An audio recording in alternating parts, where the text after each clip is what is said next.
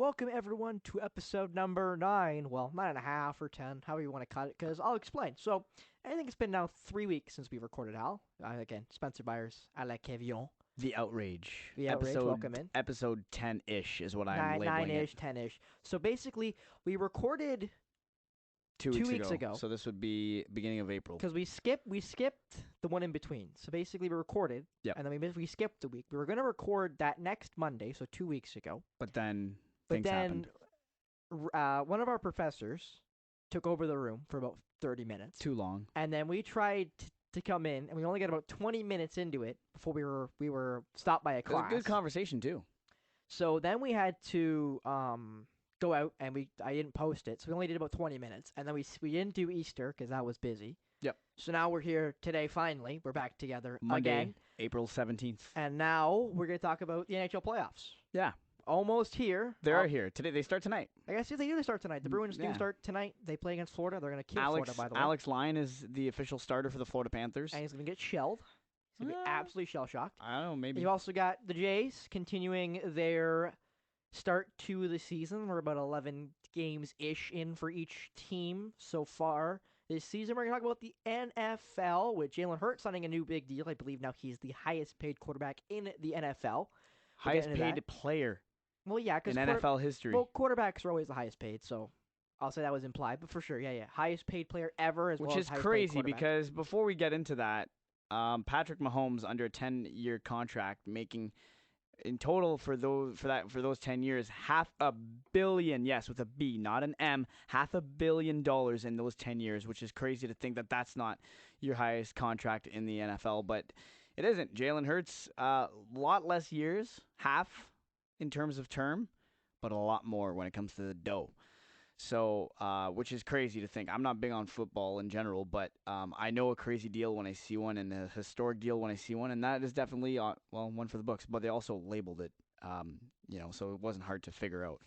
But anyways, I want to talk about some playoff hockey. The Toronto Maple Leafs not in action tonight, which would be on a Monday. They start on the Tuesday, which will be April 18th. I'm excited. I'm excited. I filled out my bracket this morning, and me and Spencer got in a little bit of a yelling match, but that's okay because it was all – we're just very passionate about I like explaining to Al how he's wrong because Al's wrong a lot. Sure. So I try to educate him. He doesn't like to listen very much. He's kind of like he's like an 8-year-old in class. He's a third grader. He doesn't like to be told he's wrong. I'd say that's a fair assessment. Yeah, that's a fair assessment. Anyway, I know. So are we just going to go through the brackets? Is that what we want to do? Or Well, I'm gonna go what through. Do you want to do? I'm gonna go through what I had for the playoffs. Okay. Going into this season. Let's do that. And then we're gonna talk about what I had because, of course, Al didn't write his down because why would Al do that? So we can't go through Al. So yeah, so this might sound a little bit tricky. So what happened was, if you didn't get it, this was like on one of the earliest episodes we did. We both made our predictions for the season that just came to an end and postseason is about to start. And, well, put it this way. I was not off by a lot, but I was off. And, I'm sure it's the same for Spencer. But he had one right, but I think that's just because he cheers for that one team. So what we're going to do is we're going to go back to that and then, talk about what our picks are upcoming in these playoffs. So, Spencer, my man, your floor. I had 5 teams coming out of the Atlantic, which I actually do believe came. Oh, actually, no, it didn't because the Islanders did make it in. So it was 4-4. I thought only 3 Metro teams would make it, but I was right in saying that both Washington and Pittsburgh would fall off. I did not expect Washington to fall off that badly. I knew only had 79 points. See, I knew the Caps weren't going to be there. But I'll say this. I had Florida winning the Atlantic with Tampa, the Leafs, Ottawa being 4th, and the Bruins being 5th and being the last wild card spot. Ottawa was pretty disappointing, eh? And Ottawa had a really bad start, really picked it up in the second half, and almost had a chance of making the playoffs, and then their young roster wasn't able to push them over the top. But there's a good chance that they're going to be back next year with a really good chance of making the playoffs. They will be back. And speaking of the Ottawa Senators real quick, it's not really breaking news. You probably already heard it by now, but Cam Talbot is not returning to the Ottawa Senators next season. That was made official by General Manager Pierre Dorion earlier this morning on Monday, April 17th. So I mixed up Tampa and Toronto. Toronto finishes 2, Tampa finishes 3, the Lightning. Florida is last wild card team, and flip them with the Bruins because the Bruins were the best team in the Atlantic, best team in the NHL. Record for most wins, 65. Record for most points, 135. Literally the best team in the NHL. In history, Yes. you could argue. Yes. And no one would have thought that coming into the season. If they I win- definitely didn't. If they win the cup, they will officially Go down They as- will go down as the greatest NHL team. And then I had the Metro's top team down, Carolina. That was pretty obvious. Yeah, Carolina's gonna be the I top had team. Carolina too. I had the Rangers second. They finished third. And the biggest surprise, I think, this year, the New Jersey Devils, who I had seventh in the Metro, They were surprising, yeah. were second, 1 point behind Carolina for first in the Metro division. They will not take on the Rangers in the first round. And like I said, the Islanders were the first seeded wild card team. They played Carolina. The Panthers are the second place wild card team. They faced the Bruins. I had, obviously, Florida making it. I had the Islanders just missing out in fifth spot of the Metro. I did have Pittsburgh missing, but they were the fourth seed in my Metro. But I technically they finished fifth, and then obviously, as I mentioned, I had Washington being a lot closer. They weren't. I didn't think Columbus was going to be as bad as they were. Yeah, because Johnny Hockey and Columbus also they ended had a up, lot of injuries. Their injury, and they got hit bad. and they also dealt one of their two goaltenders, Jonas Korpisalo, now a Los Angeles King, who will play tonight against the Edmonton Oilers. Yes, and probably get shelled as well with how potent they've been The offensively Oilers lately. are scary. If they keep up what they did this regular season, yeah, they're going to be scary. But then again, yeah, we'll talk about that in a second. And then just to quickly finish off, I had Colorado winning the Central. Obviously, Colorado won the Central. They're a juggernaut, even though they was a lot closer. Dallas has finished second. I had Dallas finishing sixth. I didn't have Dallas making the playoffs. They obviously do. I knew Dallas was going to make it. I had think. Minnesota third. They finished third in the Central. So I don't think I had them making it either. So I had Minnesota. I had Vegas finishing first in the Pacific. That was a hit. That was a big hit that's crazy. for me. I had Edmonton finishing second. That's another hit for me. God, I'm good. Then I had Calgary finishing third. They don't make the playoffs. I thought they'd fall off. I didn't think they fell off this far. No, they fell hard. And more breaking news: GM Brad Treliving not coming back. Parting ways, mutually parting ways with the organization. I had LA finishing fourth. They make the playoffs as the third seed, taking on, as you mentioned, the Edmonton Oilers in the Pacific. I then had Vancouver 5th, Anaheim 6th, the Kraken 7th, and the Sharks 8th. The Kraken are the first wildcard team. They take on Vegas, while the Winnipeg Jets will take on... pardon me. Colorado's got Seattle. That's right. Colorado does have Seattle, while the Jets do take on the Vegas Golden Knights. That'll be insane. Who won the Western Conference. They have the most points in the West with 111. So, the West, I did a lot better on. The East, I was not as good on, but no one predicted the Bruins to be as good as they are. So now, as we mentioned, with all that hyperbole, we're going to go to the playoff bracket currently, right now, tonight. Let's talk about it. We'll talk about the games tonight, and then we'll talk about the games going on tomorrow. Can we go through the brackets real quick and then talk about the games, or like through our brackets? Yeah, or? like our playoff brackets. Course. Yeah, well, let's go through that, and then if we have to, we could chat about like the series as it goes on. All right. So since you went down your rundown, this is our brackets. So surprising, I was happy to hear they're very similar. I was happy to hear it, but at the same time, I was like, oh man, if me and you have the same brackets, I mean that means they're both wrong. We're both wrong. Oh yeah, for sure. So in round one, the Boston Bruins get the Panthers. I got the Bruins winning that. I think that's going to be the snooze fest of the entire first round, in my opinion, just because it's Boston. They're going to be very dominant. I don't expect anything less. If Alex Line does give them a hard time, who's the starting goaltender tonight, who's only played 6 games for the Panthers this season? No, he's played 11. 7, He's 8? played 9, 4, and 2. Okay, so we'll go 6 to 11 games, which is a big range. But anyways, yeah, I think, so Bruins in 5. That's my call. I got Bruins in 5 as well. Bruins in 5. I think Panthers at least win 1 in Florida. Then the Leafs and Lightning. For the first time since the Leafs took on the Washington Capitals in 2016, I have the Leafs in advancing to the second round. I have Leafs in 6, probably going to be 7, but I have Leafs in 6. I got Tampa in 7. I think the Lightning, again, are just a team I that don't think so. turns it on in the playoffs. They had a bad end of the year, which does seemingly give the Leafs the favor, but it always feels like when the Leafs are the favorite, they crumble. And I can't really explain it. That's fair, There's but no logic behind it, which is why I don't like saying it, because there's no real reason. It just seems to be when they play in high-pressure games, if it's Montreal, if it's Columbus, even though you and I will both agree that series doesn't count. That they looked awful going into the pause. They probably weren't going to make the playoffs coming into the pause. Exactly. And then they come back from the pause and lose to Columbus, a team they were expected to beat anyway, but taking Yeah. into account They probably weren't. not They an weren't. upset. They wouldn't. They shouldn't But have even made the they playoffs. definitely should have beat Montreal Yep. in the COVID year. They definitely should be probably Boston the second time. And then you could argue last year with Tampa was a really close series. It was close. I mean, it came down to, I'm not going to make any excuses. It came down to a few calls, but whatever. At the end of the day, I thought Tampa was the better team still. But you look at it this year, you look at the last game when the Leafs, were they on the road?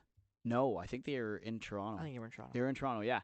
I think, look, the Leafs sat Marner and Matthews, and I believe Mark Giordano, Yep. and Matthew Nyes played as well that game. Their new signing from college. And John Cooper basically played his Stanley Cup playoff roster, and they did not look good. Tampa was taking really stupid penalties, like they were getting dumb, and it gave me a really sense of that.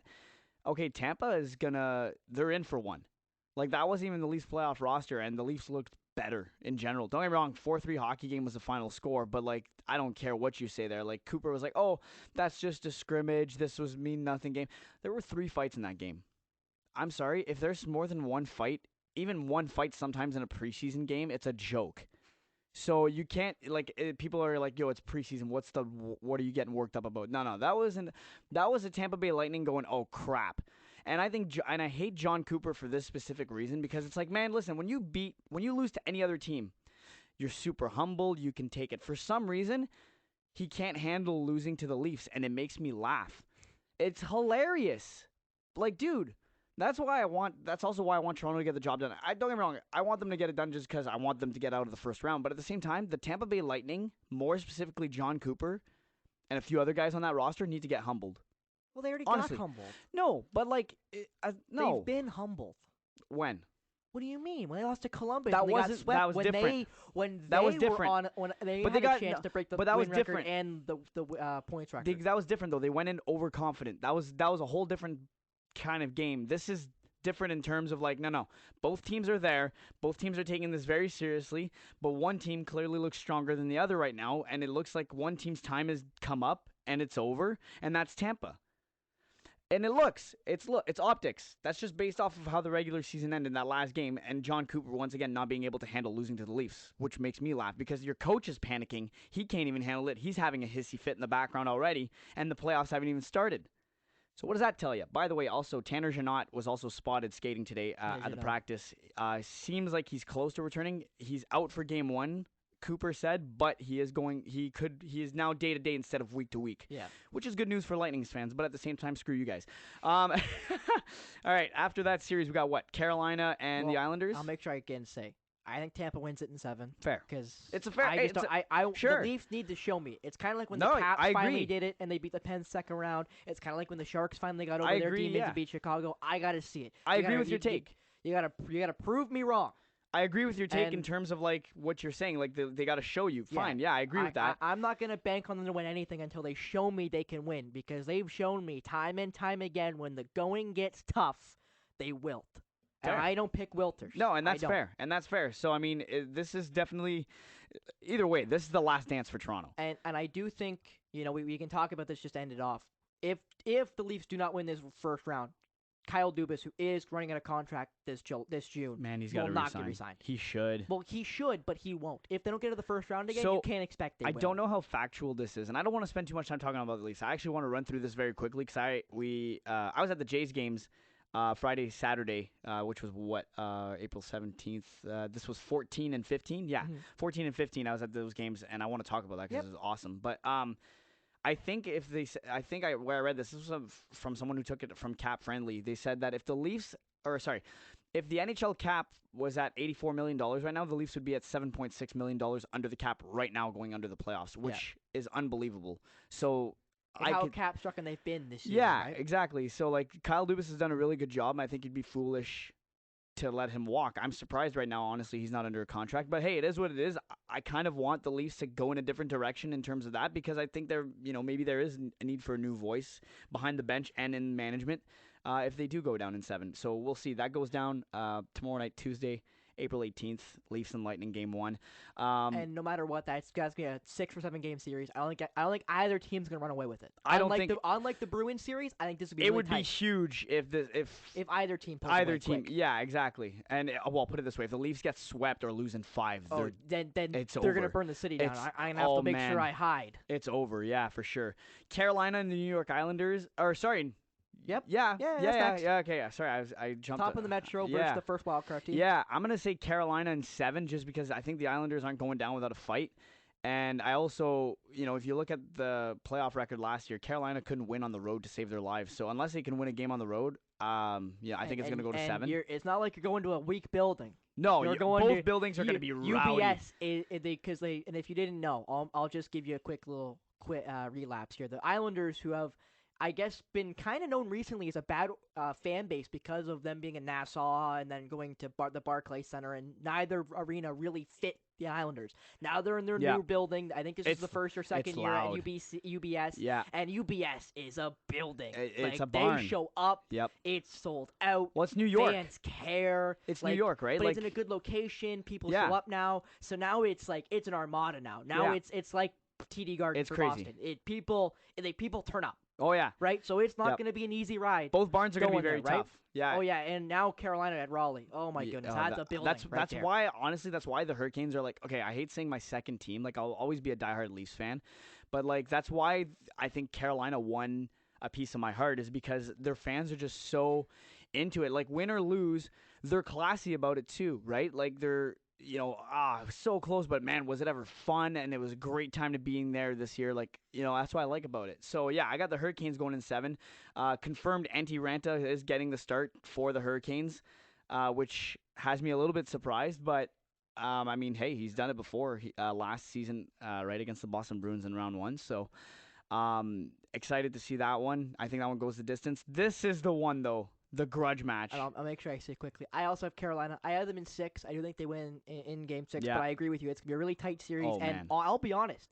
Don't be surprised if the Islanders shock Carolina. As no. good as Carolina is, yeah, for sure. I'm telling you, as a Bruins fan, I was screaming. Well, Ilya Sorokin, right? Like, that goalie could steal you a hockey game. And Pelech and Pullock and Dobson, like, they have a great defensive Matthew core. Barzal as well, and he's back from injury. Highly offensive touted, yeah. I can tell you right now, as a Bruins fan, when I saw the wild cards between Florida and the Islanders, I was yelling on the last day, Panthers, you have to lose. You cannot win. Because if the Panthers would have won, they would have went above the Islanders, and Boston would have got New York. And I did not want the Islanders. Absolutely They were not. a bad matchup for the Bruins. I still think they're a bad matchup for the Bruins, and thank goodness they got away from it. So now I think the Bruins have, I'll say, an easy walk to the conference finals, but I think they get to the conference finals now without having Carolina, the Rangers, or the Islanders in their bracket till the conference finals. But that brings us to the Rangers versus the Devils, which I think you and I can agree will be the greatest series. Will be the most exciting, fast, young series we're going to see in the entire playoffs. And I got Rangers taking it in 7 just because, you can't. It's hard to bet against a guy like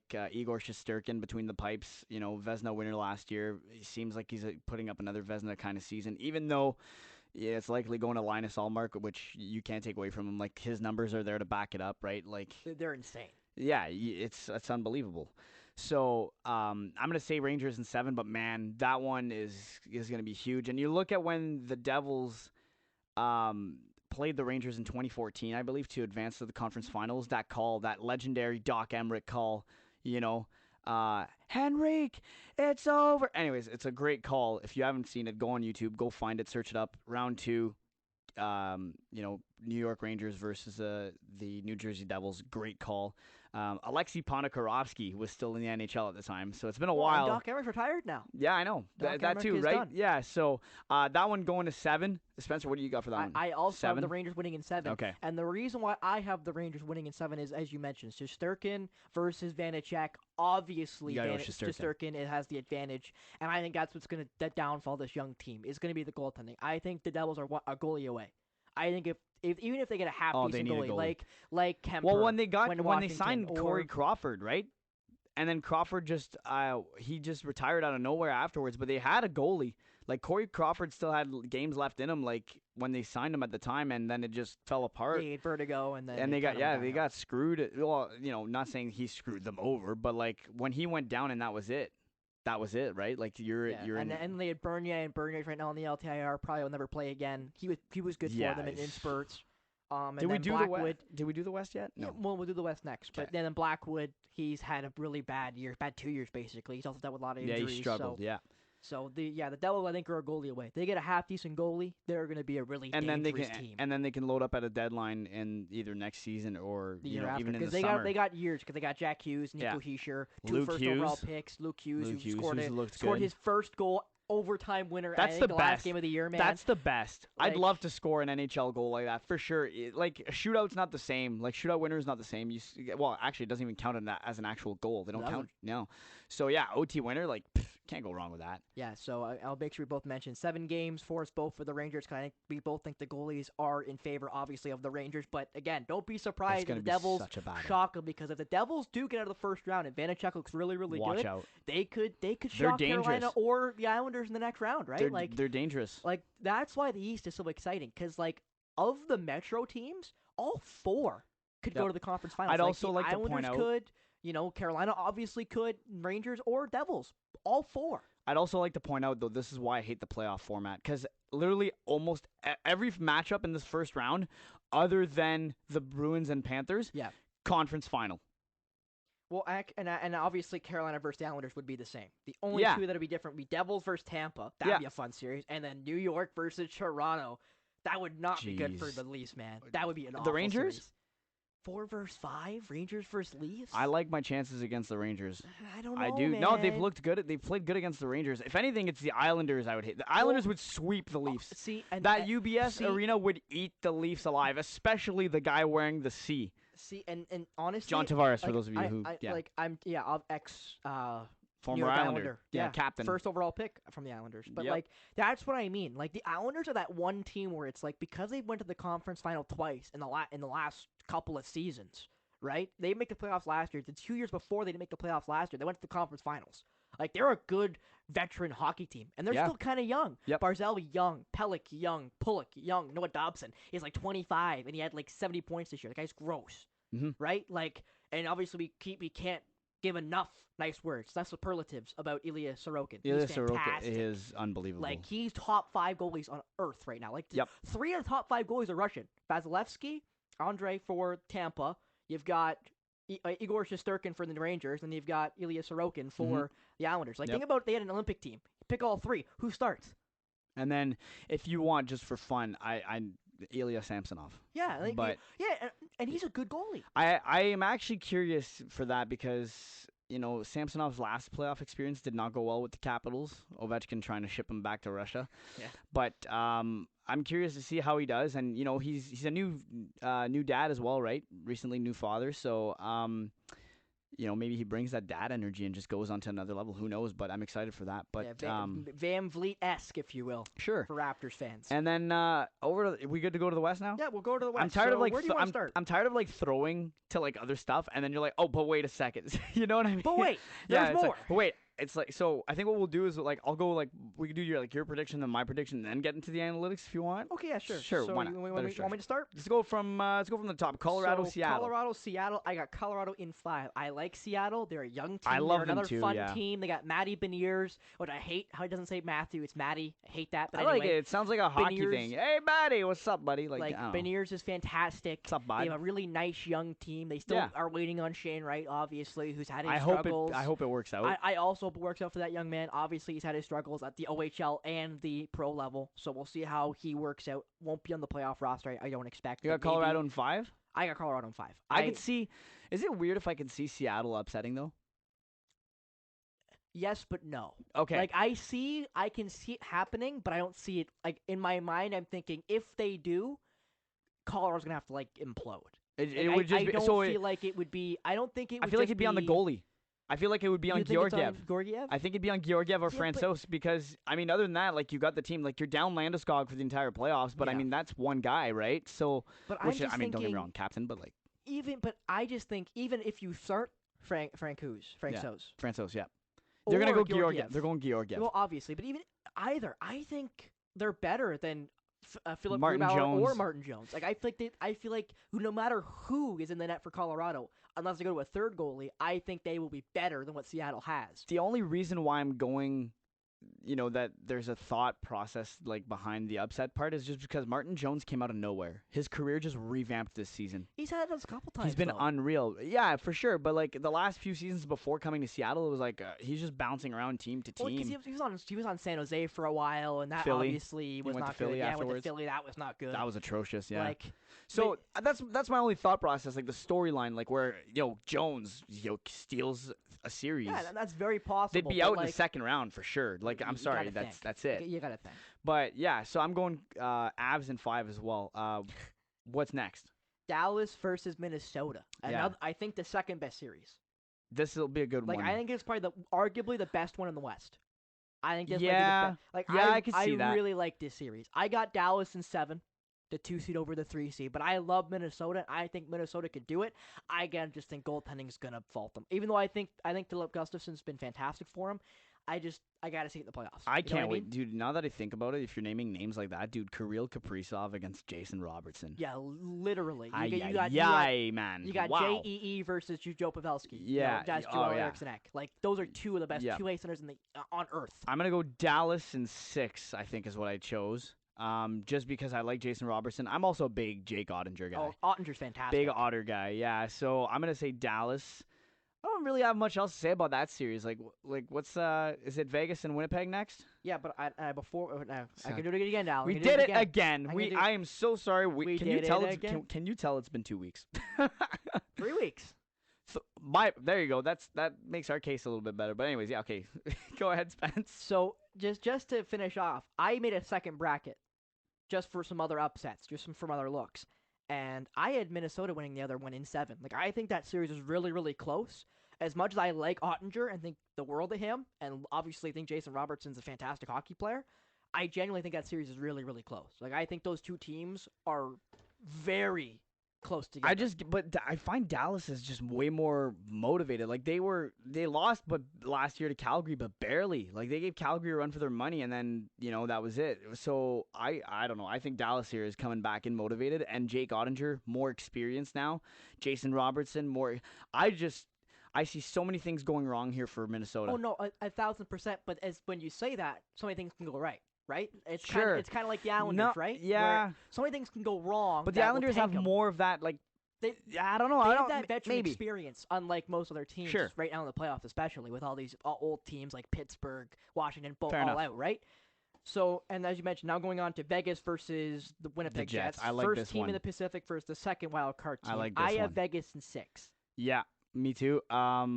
Mostly because I just don't trust Connor Hellebuck in the playoffs anymore. To be honest, like he's had a few good years. He's been to the conference finals once, but other than that, like he just always goes downhill. And you know what, Jonathan Quick, goaltender. Well, it's either that or Logan Thompson, right? Or If he's healthy. If he's healthy, yeah, that's the big. See, that's the tough part now. But like, Jonathan Quick's got a team in front of him now, so I think it could be better. He had a team in front of him too in LA, but I just think there was something. And I do want to say this now. So the 2 West games on tonight is the Kraken versus the Avalanche and Vegas versus the Jets, and it's Laurent Brossoit in net for Vegas. You're joking. Nope.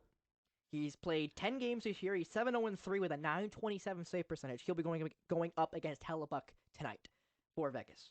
It'll be Laurent Brossoit. I might change my pick. But yeah, no, I've got Vegas in 6 still. I think Vegas is a great team. They've been great all year. And Winnipeg is finally kind of turned around. They had a great start to the year. They were great. And then they kind of lulled around the All-Star break and were kind of bad till about the trade deadline a little bit after that. And then they picked it back up and were able to man their way into the playoffs. Yeah. Okay, So, well, I mean, I still take Vegas. I'm still going to stick with it, but we'll see. I don't know how Brossoit's going to. Whatever. He was named 3rd star of the week this week, so maybe who knows? Like for last week, so I don't know, but and then lastly, but certainly not least, will be the Edmonton Oilers, probably the second, if not hottest team coming into the playoffs with the Boston Bruins against the LA Kings. And I feel so bad for LA. I got Edmonton in 5. I think LA gets rolled. Okay, so here's my thought. I feel so bad for them. I have Edmonton in 5 as well, but let's look at last year, okay? Let's look at goaltending matchups. Let's look at goaltending matchups. Okay, Jonas Korpisalo in net for the LA Kings. Who's a very good goalie. And then in net, you got question marks for me and the Oilers. Don't get me wrong, Stuart Skinner's turned it on the second half. Has been good. Jack Campbell is an afterthought at this point.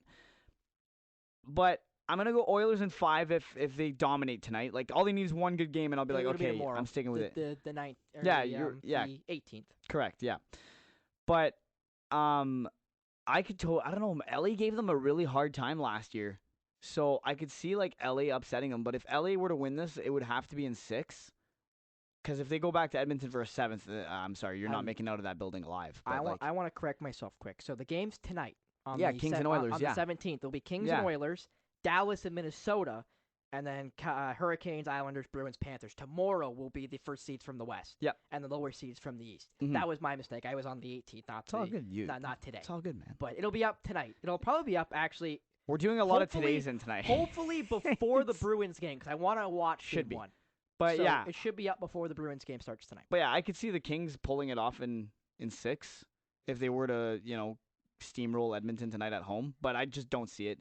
Edmonton's going to be hot until, the conference finals. And, if they run into a team like Colorado again, maybe they have a hard time. But I think I got Edmonton going to the finals. See, you know what? And this is where it gets funny, ladies and gentlemen. Boys and girls, people of all ages. Al and I have the exact same final. Al and I actually have the exact same brackets, except for the aforementioned Leaf Tampa series. Al has the Leafs. I have Tampa. Other than those two, Al and I have identical brackets. It's kind of scary. We both have Edmonton versus Dallas in the Western Conference Finals. Yep. And we have Boston versus New York in the Eastern Conference Finals. The Rangers. Yes, not the Islanders. The Rangers. I think you would, because you and I both have them going out in the first round, the Islanders. Yep. But obviously we keep mentioning how good they are and how they are. Yeah, like we're not saying like they're first round because they suck. Like it's just they happen to go against another hammer, man. Someone's got to go, and it's like on paper it looks like it's them. Like we mentioned though, that metro side, those 4 teams on the metro side look gross. Like any one of them can make a run to the conference finals, and you'd be like, you know what? That doesn't surprise me. Like, any one of them could. And that's just, I think, again, that's just the added bonus of hot NHL hockey playoffs, Stanley Cup final playoffs, right? Yeah. It's just the sheer number of talented teams where you're like, God, how do we get rid of these 2 teams? Like, I'll be honest, picking between Dallas and Edmonton was really hard. It was, hard. but then it made it easy. I just went McDavid or Jason Robertson. I was like, McDavid. See, but I'm thinking Ottinger versus Stewart, and obviously Ottinger's better than Stuart Skinner, right? Yeah, but let's be honest, one of them's a better goal scorer than. But I'm just thinking Edmonton's power play and Edmonton's goal scoring is just so much better. Did you know? By the way, I don't know if you saw this stat. This came out. I'm about ready to wrap up on the hockey convo too, but 320 goals combined between McDavid and Draisaitl this season. Number 1 in the NHL. Jesus. Like, what the heck, Well, man? they were top 2 scorers again. I know. David won, Draisaitl 2. Yeah, but wow. And I will make sure I mention, both of us have the final of Boston versus Edmonton, and both of us have Boston hoisting Lord Stanley Cup. Just because I don't see... Completing probably, most arguably, the greatest season ever. Yep. Yeah. So... It's going to be fun. Playoffs start in a couple hours as we're recording this. It's 3:26 right now. I hope to get this up before the Bruins-Florida game, or I'm watching the Bruins-Florida game as I edit this. So, anyway. Monday, April 17th, The Outrage, episode 10-ish. 9-ish, 9.5-ish. I'm sticking to 10-ish. It sounds better. Well, what about 9.5-inch? Fine. Well, all right. Yeah, that could make you smile. Anyway. All right, now baseball. Let's talk about the Jays, Al. Yes, Again, finally. as you mentioned, you went to the games on Friday and Saturday. You blacked out on Friday night. You told me on the way here to school. Because Al and I actually met at Union Station on the way to school today. Yeah, we consumed too many bevies on... I did not go. I was speaking about me, but like in the third person. Or I could tell The Rock. Whatever. I could tell Dwayne. But yeah, one too many bevies. By the way, okay, so this is the direction I want to go to, okay? Wait, before you start, I wanna pin the question to you. We did it again. No, but I want to pin the question. I'm the host. Now. Okay, fine. So I'm pinning you. Okay, it's your show. Go ahead. I'm gonna throw the meatball to you so you can slam it. You can finally hit a home run. Okay. All right. So let's talk about the new flight decks. Obviously, we keep talking about the new renovations at the Rogers Center. The Jays spent the Yes. first 10 games on the road to finish the renovations at the Rogers Center. You happened to go first home or second homestand of the season against Tampa Bay Rays. What were the decks like? Uh, it was awesome. Honestly, it was great. I only checked out the one on Friday night because I was just so hyped to be there, and it was a really good view, and it was also getting packed very quickly. And that was the Corona deck. Yeah, Corona rooftop. It was an hour. We got in an hour and a half before first pitch, and by the time there was like already half an hour left, we were already trying to like secure our spots in terms of like by the time I was going for another beer run, I had to tell like my buddy was stancing and trying to keep our spots like because it was just absolutely jam packed. People with their phones like people were actually getting turned away saying like, "Oh, you can hang by the bar, but like good luck watching the game. Like go somewhere else." But yeah, Corona rooftop, amazing. The Jays won both games I went, which was surprising because it was Jose Barrios and Yusei Kikuchi on the bumps for that weekend. But hey, they pulled it off. They both had great outings. Yeah, so Corona Rooftop is the place to be if you want to have a great social time, like a great vibe. Sorry, I had to hold back a burp there, but Yeah, he's still drinking the bevies. no. And then so I didn't watch much of the game. There were so many people there. Like I was just talking. I saw about the first inning, and then like everything else just flew by. But next thing you know, the game's over. Like the pitch clock is actually works insanely well in terms of game pace. Like I was actually disappointed. I was like, no, I want to see like 4 more innings of this. Like I was enjoying being here, or being there rather. So yeah, Corona Rooftop was good. I think that's the best spot to go to if you go there. In terms of there's plenty of standing room compared to the other decks. Other than the flight deck, the WestJet flight deck is still goated. That's where I was on my second day. And that is the original flight deck. They added the Yeah, other couple that you did go to, I believe. I went to all decks. So I went to Park Social first when I went on Friday because that's where we came in through the gate. Mhm.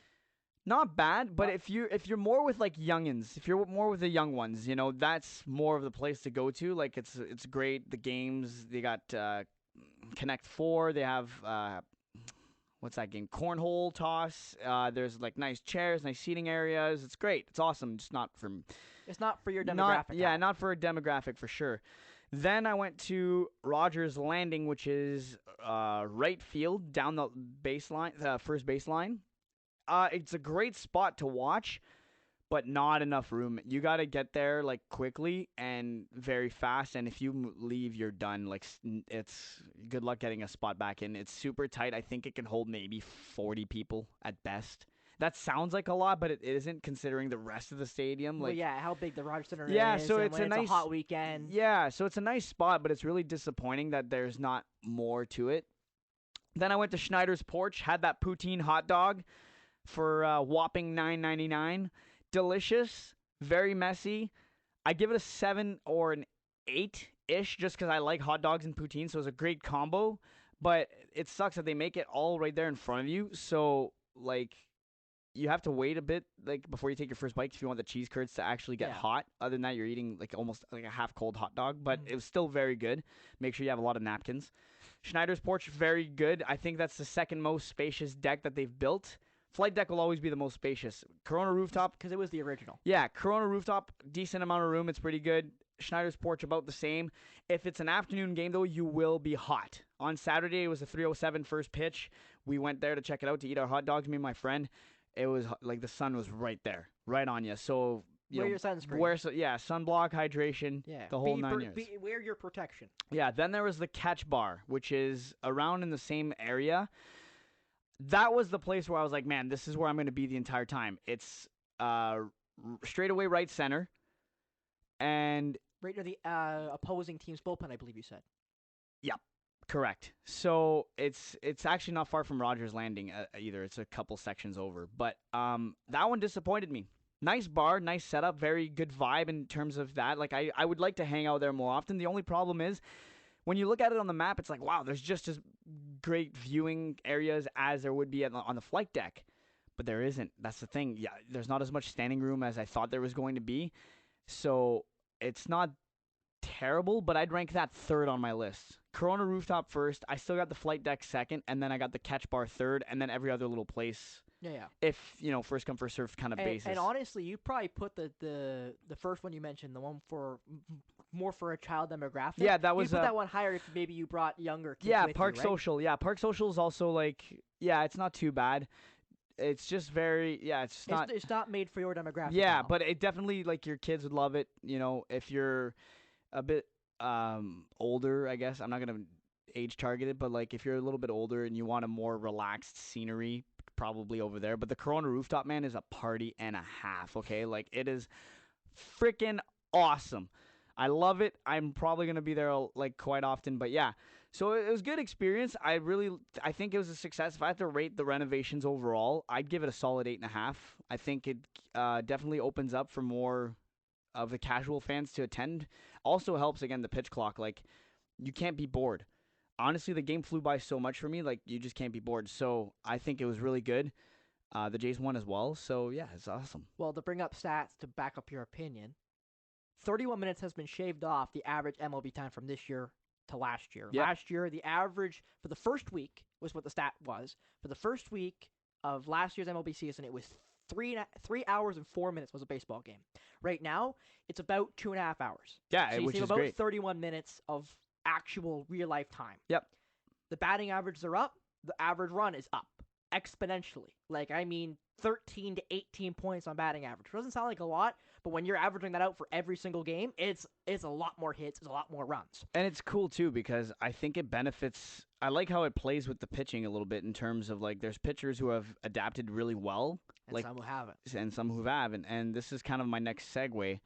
Yusei Kikuchi 9 strikeouts in his last start at Rogers Center on Saturday. That was April 15th. Unreal. But like what a turnaround he's having. Now another guy, I watched the game from home yesterday, Alek Manoah. Got the loss on Sunday. I do want to mention 4-2 on the homestand. The Jays are now back on the road. They're in Houston tonight. 3-game set in Houston, and then they go to New York to face the Yankees on the next away set. But And 6 the Jays, games at home. And the Jays also have yet to lose a series this season. Yeah, they have yet to sweep a series as well, as they go 4-2, winning 2, losing 1 to both the Tigers in their first home series and the Rays their second home series, actually losing the last game in both of those series. And as you mentioned, Manoah getting shelled, letting up 7 runs, 7 earned on 9 hits and almost 5 innings of work, 4 and 2/3 innings. But as you mentioned, you feel like Manoah is having a little bit of a breathing problem. So, yeah, and this is the thing, all right? I actually just traded Alek Manoah in my fantasy league this morning. Trader. It was a tough decision, but I also think it's the right one. But hear me out, all right? You might call me crazy. It's early in the season, blah, blah, blah. Fine. But I'm also losing a lot of points when I'm gaining a lot within other players. But then when he pitches, I lose like almost 30 of those points. So it makes a difference. Anyways, it's not the point. Yeah, so I was watching the game yesterday. This was April 16th, taking on the Rays. McClanahan is on the bump for the Rays, and then it was Manoah for the Jays. And, a great, highly anticipated matchup, but it ended up only working out for one guy, which was Shane McClanahan. So here's my thought. I was watching Manoah, and it was an awful start, all right? First pitch hits Yandy Diaz. Diaz not too impressed about it, but there was also a theory behind it that after Manoah was done warming up, Diaz told the ump, no, give him a new ball. Manoah tosses the ball. Next thing you know, boom, beams him in the back. Diaz gives him a stare down. Makes a lot of sense now. I didn't catch that yesterday rather.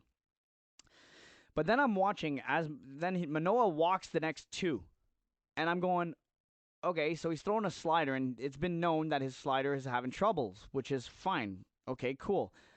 And I'm like, but is he injured? So I keep watching.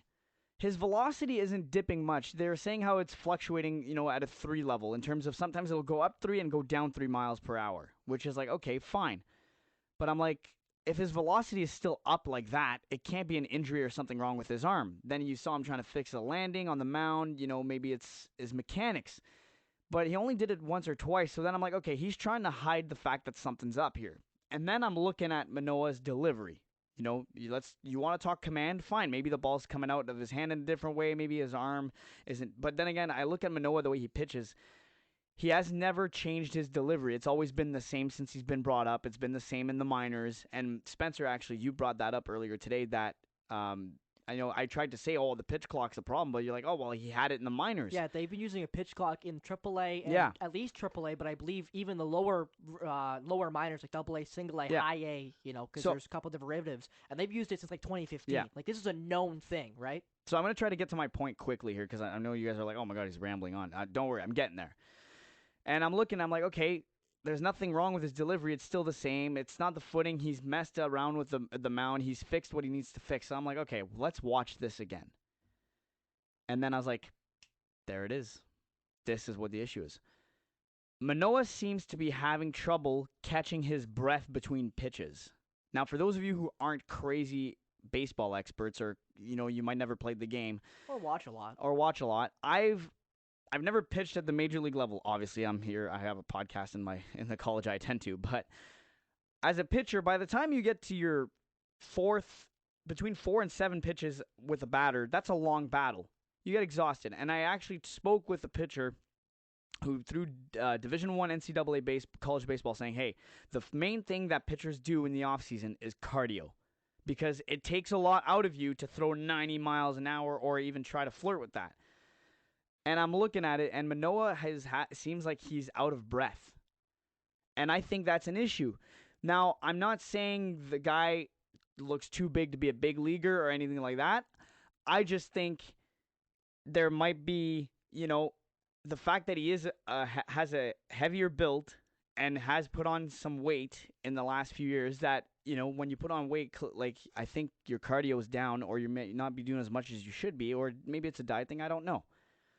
I'm not at all here fat shaming Manoah. I'm just saying he seems to be having trouble cardio-wise, and if you're trying to focus on catching your breath and you only have 15 seconds to do so after you've already thrown 2 to 3 pitches, by the time you get to 4, 5, 6, 7, you're gassed. You're having a hard time. And Manoah is one of those pitchers that does take a decent amount of time. Well, he did take a lot of time before the pitch clock was implemented to throw a ball. He had plenty of time to catch his breath, walk around, shake it off, rub the ball, get a feel of it. Yeah, sure. Now, though, by the time you're at 8, you got about 15 to 8 seconds to be locked in, set, and ready to throw your next pitch to the batter. So I think this is what the issue is. I think he's running. I think he's out of breath. He's having a difficulty, of breathing in terms of getting his breath back after a pitch. And he's thinking about that too much. And when you're thinking about your breathing more than your pitching, what are you going to focus on more? Your breathing or the throwing? And, I mean, you need to breathe to throw. So, obviously, you're focusing on your breath. And I think that's what the issue is. I think the pitch clock is giving him trouble. He hasn't really struggled when he's had someone on base because he gets 22nd when you have a runner on in scoring position. So that's my theory, is Manoah is having trouble catching his breath, and I think that's something that might need to be addressed, or you just start throwing something else other than a slider, because the slider's not working right now. And, I mean, eventually if you only throw 2 pitches, which would be your fastball and potentially something else, yeah, maybe a changeup with movement, eventually they're going to hit that because they know that's all you got. So I think that's the problem right now, and it's going to get even tougher for him now because, like you mentioned, they get Houston coming up, and they got the Yankees, and then they get the tough, the Bronx Bombers. And they get them back to back they go at Houston, at New York, which is definitely not what you want to do with your alleged ace having problems. And even if Al is wrong with his analysis, which I cannot confirm nor deny, is, again, I don't watch bad baseball, so I don't watch the Jays. Like, I was really, really watching. I'm like, what's going on? But again, the only reason why I think it's not a command or mechanics issue is because his velocity isn't dipping like crazy.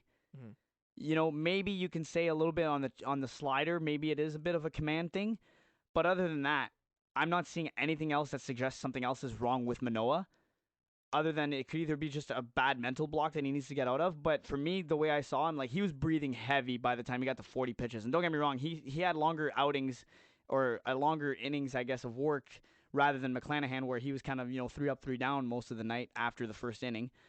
But other than that, I have nothing else to suggest other than the pitch clock is getting to him in terms of he's having a hard time catching up with the stamina. And I do want to mention, as Al kind of alluded to, the pitch clock right now is 15 seconds with nobody on. And once somebody gets on base, it becomes 20 seconds. And you have to be set by 8 seconds. Both the batter and the pitcher have to be set by 8 seconds at 15. Or it's an automatic strike for the batter if they're not in the box looking at the pitcher, or a ball for the pitcher if they're not set. And Yep. then to go to Manoah. Right now, he's played 4 starts. Yep. And they've all three of the 4 have been awful. And even the good one was kind of bad. It was still bad, and I'll explain. So right now he's got 19 and a third innings with an ERA of almost 7 of 6.98. His strikeout is 16. He's got 15 walks. He's 1-1 on the year. And here's what I mean by even his good start wasn't really a good start. He hasn't pitched less than 85 pitches in any start. That was the first start against the St. Louis Cardinals, where he also probably had his second worst outing of the year.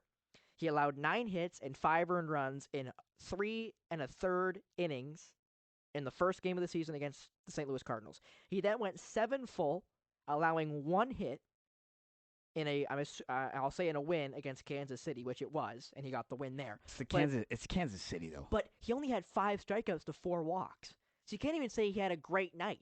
Like, yeah, he didn't let up any runs, yeah, he didn't let up any hits, but he didn't strike a lot of guys out. He walked quite a few batters, and that's why Manoah is so good, is because his strikeout ability is what made him an all-star pitcher, Cy Young contender, and a Cy Young contender as well. Is the fact that he can sit you down with a nasty slider and whatnot. But yeah, like, I mean, do I think he can turn it around? Yes. Obviously. But do I think listen, I didn't trade him because I panicked or whatever. I just, and I talked to a lot of people when I was at the Jays games, and some of them were, they don't watch hockey. Baseball is their thing. And they said, I think this is Manoah's down year. And I was like, okay, sure. And the reason why I kind of agreed with that now, and why I made the move, is because I do think this is going to be a struggle. Now, do I think it's going to take him out of the rotation? No. But, again, you're probably listening to this and you're like, oh, this is too early. There's 162 games. I know. I get it. Fine. But if you listen, I don't think that my argument here is completely invalid. Yeah. I think, I looked at everything else, and I'm not a big, I didn't play a high level of baseball or whatever, but I've watched a lot of baseball, and I'm not seeing, you can tell when a guy's got a mechanic or a delivery issue. You can tell. I'm trying to think of who Pete Walker was working with as the pitching coach for the Toronto Blue Jays. I'm trying to think of who he's trying to work with a few years ago. But their main issue was command and, mechanics, and eventually got through it. But this time here, you look at the meeting that Pete Walker had with Manoah last night after he pulled him from the game. It didn't look like one of those of, hey, fix your arm, fix this. This is one of those of hey, man, shake it off kind of thing or whatever. But it's I think it's more than just shake it off. But again, who knows? It could be different, right? Maybe he does turn around, and I hope he does, because I really like Manoah. I'm a big Manoah guy, but I don't know, what I saw yesterday. What I saw yesterday was concerning. Manoah having the odd bad start here and there last season. Yeah, that was a thing, and even before that, everyone has their day where it's just not it. Drew Rasmussen, 15 strikeouts, only 3 hits, no ERAs. No ERA, and did I say 3 hits already? Yeah. Yeah. Comes into Toronto on a Friday night, lead-off home run to George Springer, and then a base hit to Bo Bichette, and then next thing you know, he's only going 4 1/3. Mm-hmm. That was his first bad game. But the thing is with Manoah, this was his third, technically 4th if you really want to be mean about it, his 3rd bad start. His 3rd not good start. Not good start. So, whereas Rasmussen, that was his first one. Yeah. And I don't think he's going to get more than that. Yeah, Al, to your point. So against Detroit in his 3rd start, he only goes 4 1/3 innings. He pitched 94 pitches in those 4 1/3 innings. See, the fact that he went that long too, is crazy, because in the past, Manoah would get to the 7th, he'd be at 80 pitches, he'd be like, no, I'm still good, I can still throw. But now it's okay, you're in the 4th, buddy, and you're at 96. I'm not letting you throw 130 pitches. You're going to blow your arm off. And he allowed 4 hits, 3 earned runs, had 3 strikeouts, and 5 walks in that game against Detroit. at home against Against Detroit. Detroit. And then he takes on the Rays, as you mentioned there on Saturday. Again, 9 hits, 7 earned runs, 5 Ks, 4 walks in 101 pitches. That was 4 and 2/3 innings. So not even through 5 full, and he has 101 pitches. So that, I think, at least plays to a point where he's just pitching too much. Like, he's not getting himself out of jams, which inherently makes But he puts if himself your into those problem is- jams too. if the problem is what you're alluding to is a problem with his Cardio, stamina, cardiovascular yeah, activity is what I think if it his is. stamina is the problem, and he's not getting himself out of jams, that's just exacerbating the problem. It's making the problem much, much worse. If you got a guy on first and you have a chance for a double play, and you got a looping single, or it's a fielder's choice, you're still stuck there. You still got to get one more out. Or 2 more outs. Well, the thing right? is, too, like, Manoah would get himself into jams last year, too, and he'd get out, he'd get the ground ball, get the big strikeout, whatever. But he wouldn't be in a jam because he walked the guy. He'd be in a jam just because he made the batter go to, like, he'd have to get the batter to swing. And the batter would just have to make really good contact and put out a really good hit. Whereas now it's like, well, look, he hit Yandy Diaz yesterday, which would be on a Sunday, April 16th. And then walks the next 2. Like, that's on him. Mm-hmm. And some people were like, "Oh, it's on Kirk. He keeps telling him to throw off speed." Okay, well, if his command isn't good, that means the ball's going all over the place, and Kirk's got to find out, okay, what pitch can I get him to throw that's going to be in the zone? That's going to hit where I want it to be. Which, by the way, the only pitch that was getting into the zone yesterday was the fastball. And I'm sorry, but a big leaguer by this 3rd time up is going to hit the fastball.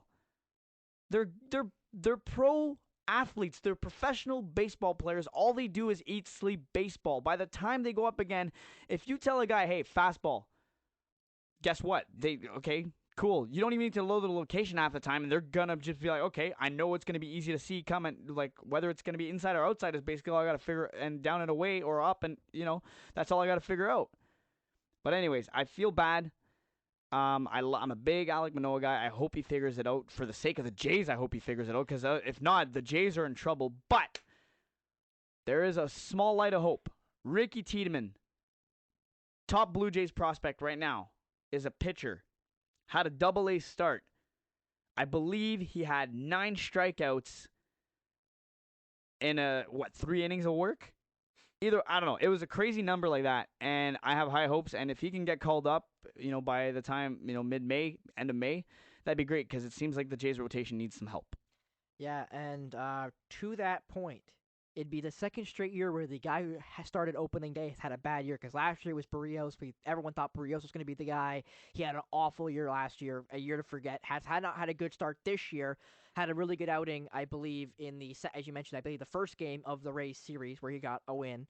So hopefully that is a turning for him. And Bassett, obviously, his ERA's ballooned. He had a couple bad starts. Hopefully he can also iron it out. But it'd be a really interesting turn of events if you have 2 straight opening day guys both have back-to-back bad years, right? So that would be another interesting point. But I think we're going to finish baseball with this. Yes. Let's pick some playoff teams, because we did it for hockey. Really? Let's pick some playoff It's too teams. early for that, man. That's the best part.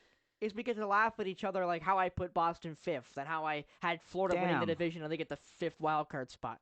Ah, man. All right. Okay. Sure. Let's give it a shot. Let's give it a whirl. So you know what? Let's not even do playoffs, because there's 6 teams make it from both sides. Yep. Let's just do who wins each division. So obviously we'll of course start with the AL East. Okay. Who wins the AL East? Yankees. I also have the Yankees. I think I just don't. I don't see how they don't. Without barring injury, which Yankees are right now getting torched. Yeah, by Giancarlo Stanton on the 10-day IL? Well, they already lost Rodon. They've lost a couple other pitchers. Yeah. Not a good start. But I got Yankees, Rays, and then I have the Jays. I think all 3 make the playoffs, but I have the Jays below the Rays. I'm gonna. Okay, this is good. This is bold, and I know I'm big on the Jays, man. Like, I'm a Jays guy. I could totally see the Orioles screwing it up for the Jays this year. 9-7 start. Pardon me, for the Orioles. I don't think they make the playoffs. I think they get really close.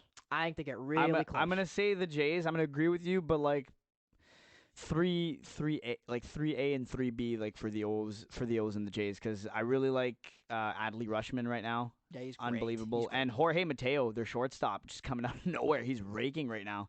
So yeah, based off of right now, yeah, I'm gonna say Jays, but Orioles, like right there. And then going to the Central, one of the worst divisions in all of baseball, the AL Central. Right now, the Twins are first, but just behind them are the Guardians. And after the Guardians, it's the White Sox, Tigers, and Royals. All three are below 500 and 4 or more games back of the division lead, which is the Twins. So who do you got in the AL Central, Al? Yeah. Can I go like, yeah, None of the jeez. above? Yeah. Okay, let's go. I'm going to say Twins. Ooh, I got the Guardians. I think Jose Ramirez is way too good to let Fair that enough. team not win the division. Fair enough. I like Carlos Correa, And though. Stevie Kwan, my boy Steve Kwan, is fantastic. He's absolutely fantastic in the left field.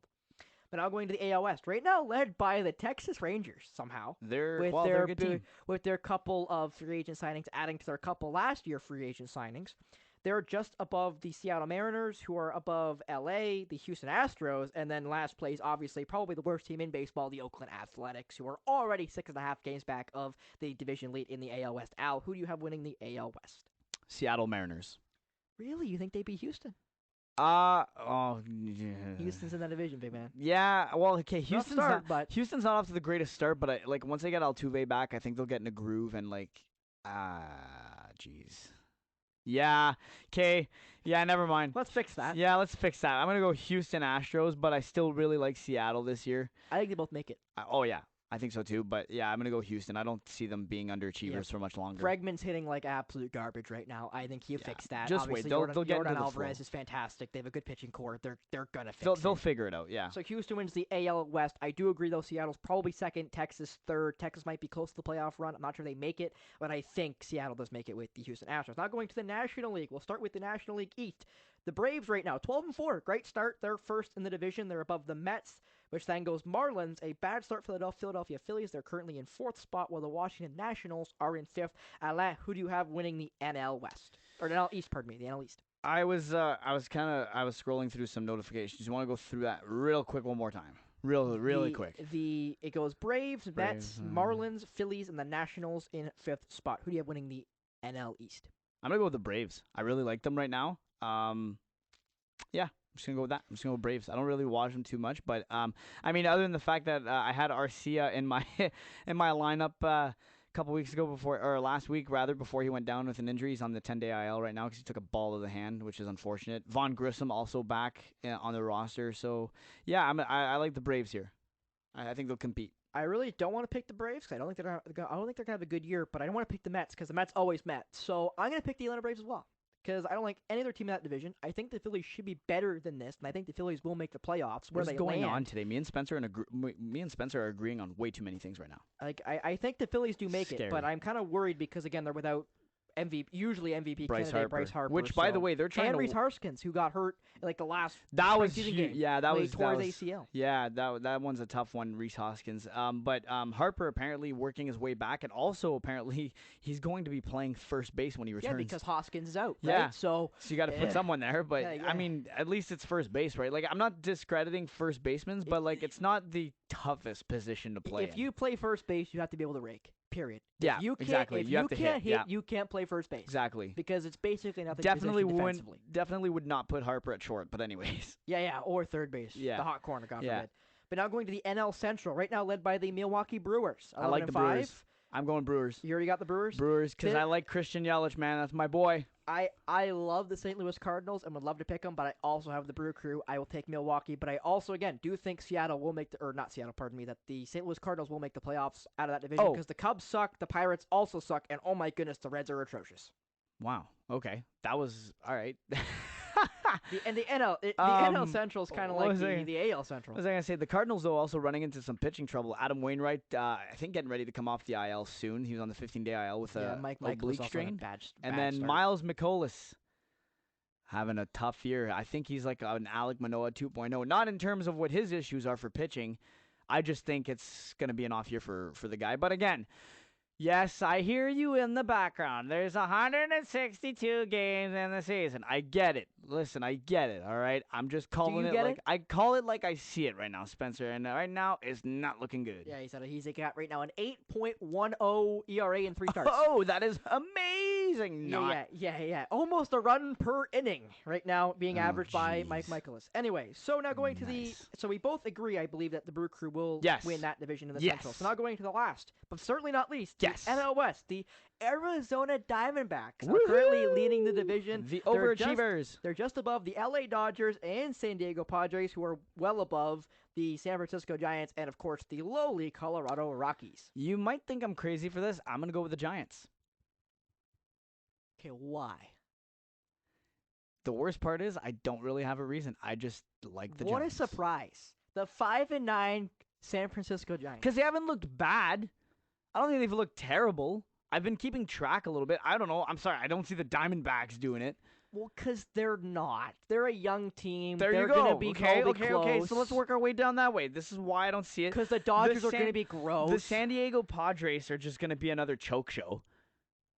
Come on. Don't even give me that. They can have they can have an all-star team of players right now, which they do. But like you can have like I don't know, you can build like a dream team with them almost. They'd still find a way to screw it up. Okay, now I'm going to put it this way. Hold on. It's the Padres' division to lose. Yes. And the Dodgers make the playoffs and they're second place because the Dodgers have lost a lot Okay, of talent. the Dodgers will be fine. They'll make it in. But like, I don't know. I just think the Giants will figure it out. You don't think the Padres will? No, they've had plenty of time. Okay, listen. The Padres have had plenty of freaking time to figure it out, and they haven't. The Padres should have had at least 3 World Series rings by now, the way their roster is constructed and the way things have gone in the past. There's just this thing called choking, and they've become really good at it. Hell, I'll even say it. Other than the Blue Jays blowing that 8-1 lead last year against Seattle Mariners, the San Diego Padres are pretty hot contenders right now to be called the Toronto Maple Leafs of baseball. Well, Do what you will with that. All I have to say is when the Padres get back Ace Joe Musgrove and they get back Fernando Tatis Jr., implying he hasn't played bad after being basically off from playing baseball for over a year. He's going to be fine. The Padres are going to absolutely crush the NL West. And Sure, they might Dodgers win are it, second. but like they're not going to. I think it goes Padres, Dodgers, Diamondbacks, close but don't make it because they're kind of like the Orioles. They're really, really young, really, really exciting, but just are not going to have that chutzpah to get in. And then I think Giants are 4th, and obviously Colorado's 5th because they're garbage. Yeah. They're one of the other dumpster fires in the MLB right now with the Oakland Athletics. Which sucks because they have a really nice ballpark. And Coors, baby. Who doesn't like the Coors effect? Playing at Mile High where I can hit the ball 585 feet being some contact shortstop. Who doesn't love that? Did you see Hunter Renfroe, his home run today for the Angels? Wow. Over the green monster. Got a hold of one down left field. Holy jeez, did he ever get a hold of one? Like, smacked it. But anyways. They're actually right now up 5-3 right now, the Angels. Oh, over cool. The It Red didn't Sox. get rained out. Okay, cool. Because Ohtani Top was. of 8. I got Ohtani as the batter in my fantasy lineup. And now so. before we go to football, because we're going to transition to football, Jalen Hurts. quick. But before we do that, I want to mention something. I got the alert during our Ohtani's baseball talk. Ohtani's 2 for 4 right now. Good for him. Yeah, he actually scored on the Hunter Renfroe home run. He's also pitching. Very good. How many innings he went? I didn't check. Is he got full 8 or? Oh, I don't. Or 7 full? Because I know they're top 8 right now.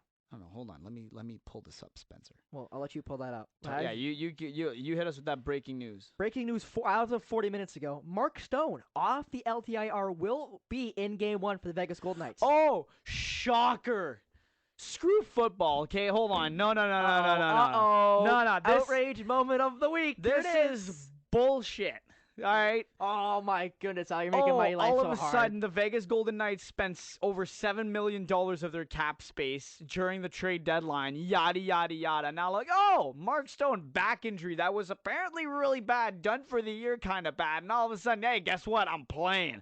I hope the NHL investigates their asses because this is.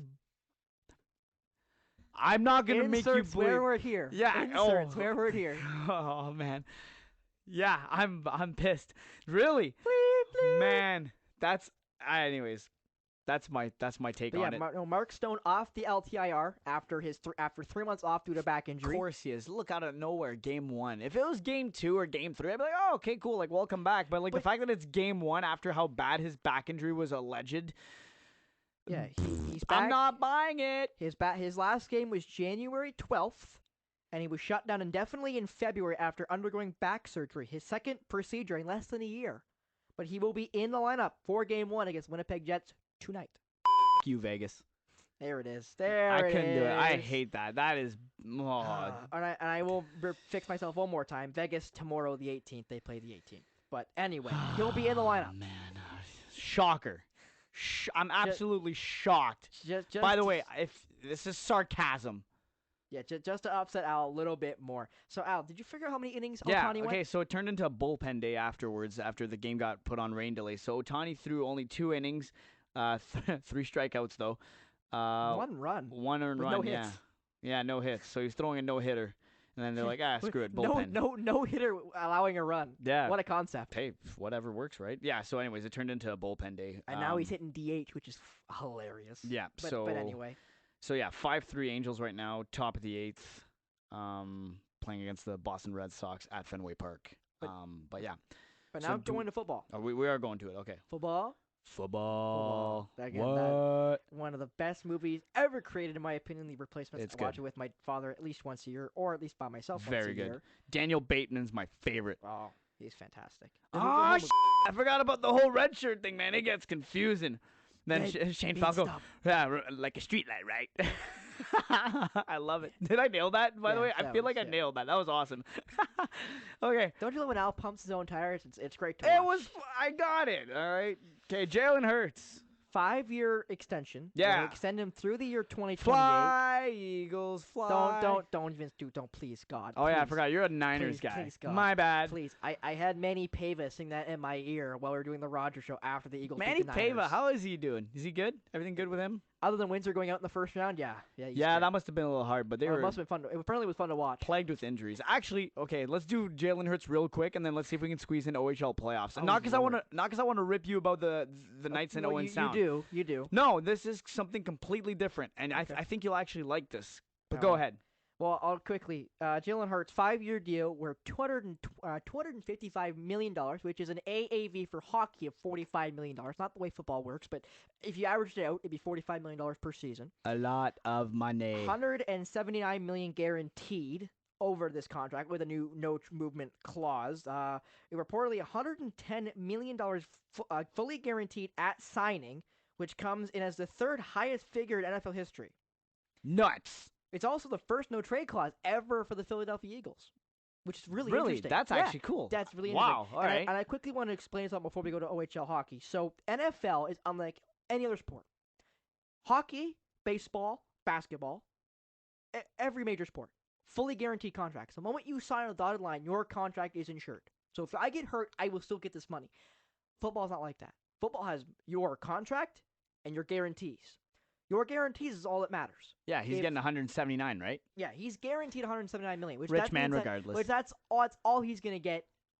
He will get the extra money if he plays it. But so I'll give you an example. So say I sign a 3-year deal worth $30 million. And you break your leg. But I only sign for $20 million guaranteed. So the first 2 years I make the $10 million guaranteed, the $20 million guaranteed. And you break your leg. Yeah, or I go into the 3rd year and they want to cut me. And you break your leg. What's wrong with you? I don't know. Are you all right? No, I just like his. All right, I was having fun. I can tell. You're enjoying it. You got a little smile on your face. I'm too. just laughing at you. And I'm laughing at you, not with you. Can I do it one more time? Go ahead. And you break your leg. That should be like a sound effect. I don't even know I don't even know what it's from. I just made it up. Oh, God, help us. And So to finish my point, Al, and you break your leg. Before I was so rudely interrupted. My goodness. All right. If I go into the 3rd year and there's no guarantees left, they can cut me and there'd be no dead cap. They can just cut me and it costs them absolutely nothing. I can't hold it back. I was about to do it again. That was I know too you were funny. about to do it again. I was trying to get so you now we're going to go to OHL hockey before I punch you. Before I jump this table and just knuckle sandwich you right in that big nose. I was trying to get you to crack and like see if you'd laugh, but you wouldn't. So I didn't do it because I was like, I'm not getting them. I was trying to get you to break character. As Al, they say in you WWE. should know me by now. I don't break character. If you and you break your leg. I'm gonna jump this table, ladies. No, and gentlemen. okay.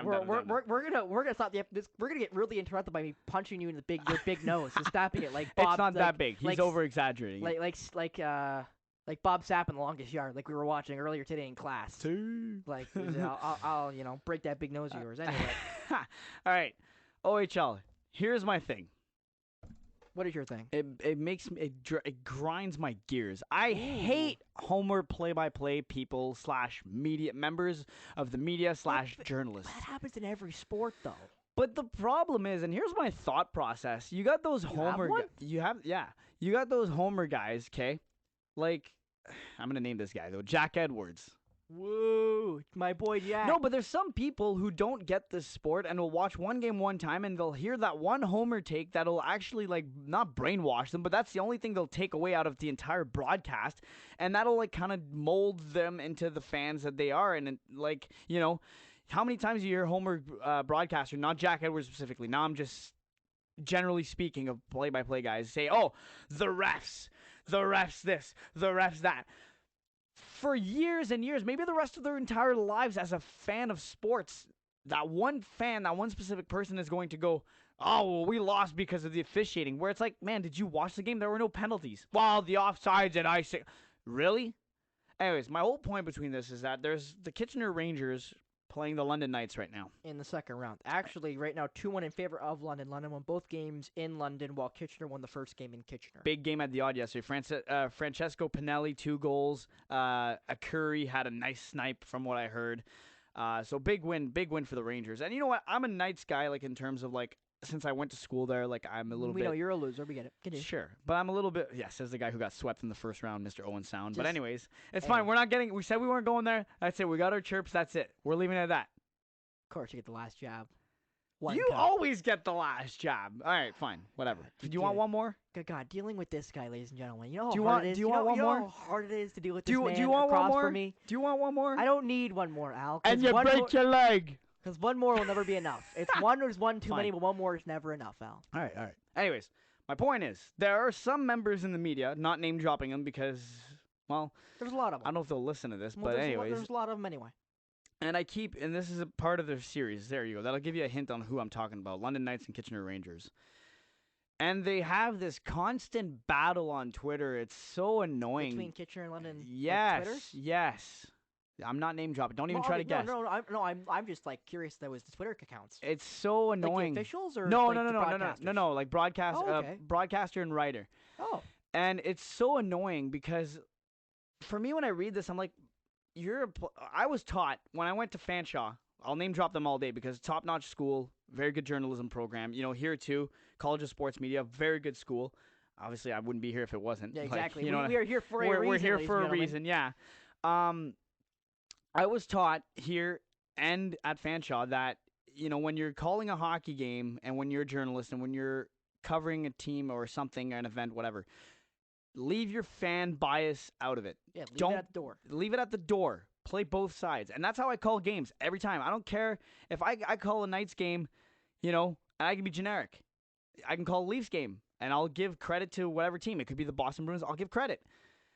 But these guys here, man, it's so Homer, like, oh, the Knights, pro Knights this, pro Rangers that, and it's so annoying. It's like, man, I get that you call games for the Kitchener Rangers. And oh, for the crap! Knights. I just gave away who it might be now. Well, no, but everyone does But it, yeah. though, right? So It's very hard to find an unbiased right. And commentator.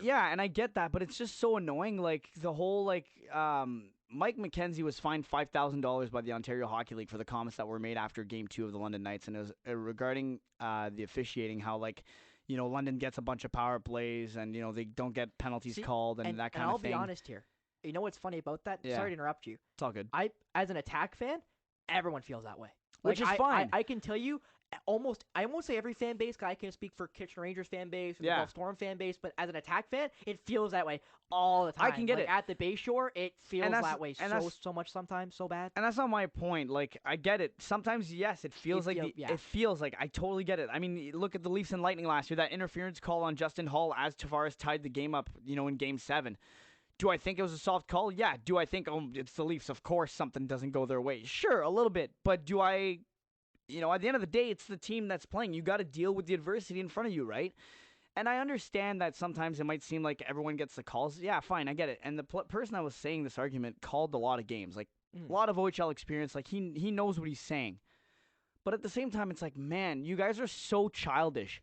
You're a middle-aged man both of them actually, covering an Ontario Hockey League game, which by the way junior hockey, which is semi-pro for me. Major junior, yeah. Which is semi-pro in my opinion. Like you should be a professional. If you're acting like a donkey in the press box or whatever, like, you know, get out of the. You're supposed to be a pro. You're there. You should lead by example and act all classy and professional. Not saying that these guys don't. I'm speaking generally right now. Yeah. But when it comes to their bickering on Twitter, shut up.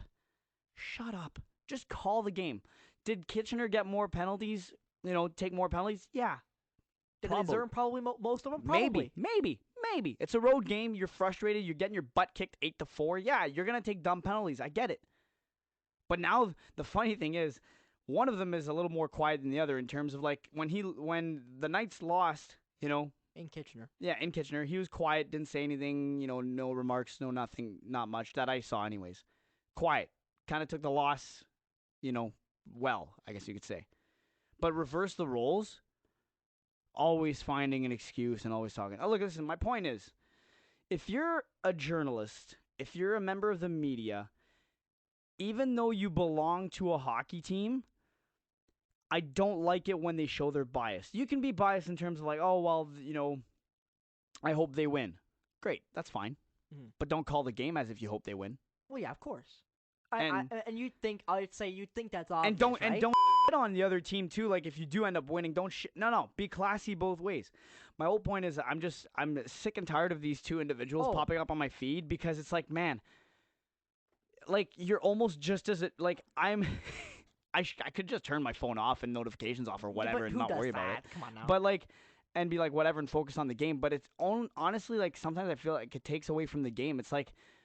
People are, instead of people going on Twitter to read game recaps that other members of the media might have written for that game, they'll go straight to that because they just want to see them go at it. And sure, maybe it'll get you likes and followers, but I'm sorry. I don't even know if I want to say this because I'm technically like, I'm not associated, but like. We are members of the media. We are kind of members of the media in the Ontario sure. Hockey League. We both have our respective gigs, but like, I'm not going to go follow a whiny like, you know what I mean?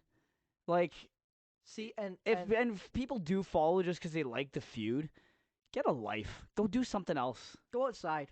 Go for a walk. Sure, like go learn a craft. I don't know. Go hang out with your kid. Go get some ice cream at McDonald's or something. I don't know, but like, what a waste of get off my feed. And I could easily, like I said, unfollow them, but like, I follow them just because. Why should I have to do that? Right, like, but the whole point of this was that it's annoying. I think it's unprofessional. I don't think childish. You shouldn't have a bias. I don't care if you work for the team or not. I think both teams should be given credit no matter what. And you're a professional, and those little childish feuds on Twitter. Oh my goodness, I'm exhausted for them. And I think Jack Edwards is a great example. And I'm a Bruins fan, so yes. I like Jack Edwards, but I can easily see how he is unbearable to a neutral or a opposing fan because Jack Edwards is beyond biased. Pro Boston. But I can't even say he's pro Boston. Like he is so much farther than pro Boston. Like he is like the polar of pro Boston. Like everything is shaded in black and gold, and I respect it. But it gets to a point where even as a Bruins fan, you're like, Jack, you can't believe that. Like, you can't believe what you're saying right now. And that's not trying to say anything bad about Jack Edwards. Because I like Jack Edwards. I'm probably one of the few Boston fans not living in Boston who really likes Jack Edwards. And I want to like him, too, because you can tell he's passionate. He cares. It's awesome, which is great. But it's also like, man. Tone it down a little bit. Two teams out there, bro. Like, it turned from a 12 to like an 8. Get it to an 8. Like, people can stomach it, but it's a 12.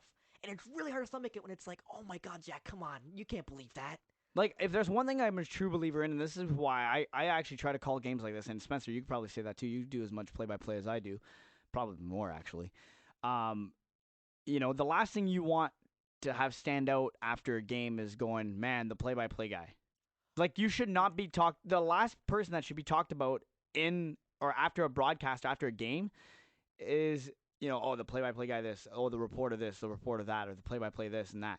No. The talk should be either about the players, the game, coaches, the game, a fan, if something crazy happens. Yeah. Like Matthew Carrick. Maybe the referees, but the only reason why I say maybe is because it's not always their fault. Well, it is no. It's never their fault. Never their fault. I'll make sure I say right now. Loser's excuse. If you blame the referees, period, it's a loser's excuse. I'm a strong believer though when there is a really bad call, and there are some times where No, yeah. Okay, anyways, Al. yeah, I'll let you No, finish. Al. I agree. There are games where the referees have swayed the outcome. Absolutely, you can pick out a bunch. Not intentionally, it just It happened. It not happened good. to be a call at a certain point in the game where they couldn't fix it. But I'm sorry, as an aspiring coach, especially in basketball, you can't. It's a loser's excuse. You never look at the referee's calls and say that's why we lost. No, no, no, no. We did lots of things wrong. Let's fix what we did wrong. Let's not let ourselves get Yeah, to that situation. we again. should have battled through adversity Like, rather I'm than. sorry, yeah. the Raptors shooting 50% from the free throw line and then blaming an 8-year-old girl screaming. I'm sorry, that's ridiculous. Shoot better from the free throw line, or better yet, be up by more, so you don't need to go to the free throw line. I don't know what's. Wow, what a concept!